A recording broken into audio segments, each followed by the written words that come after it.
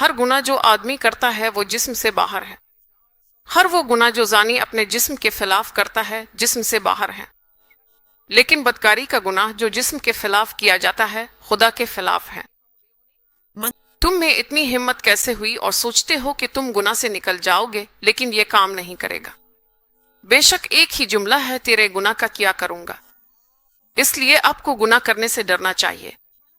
Joseph کہتا ہے کہ میں نے خدا کے خلاف گناہ کیا ہے، میں کیسے بچ سکتا ہوں؟ کوئی امکانات نہیں ہے۔ دیکھو فرعون کی بیوی کے گھر میں ایک خوبصورت عورت ہے، گھر میں کوئی بھی وہ روح خدا کہتی ہے، اسی لیے فرعون کہتا ہے کہ یہ فلاں خدا ہے۔ ایسا شخص جس میں خدا کی روح ہو اور کہاں ہے؟